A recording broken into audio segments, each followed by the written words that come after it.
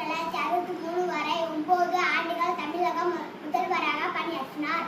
இலவச கல்வி, இலவச மதிய உணவு திட்டம் பல திட்டங்களை தொடங்கி வைத்தார். இதனால் கல்வி கண் திறந்த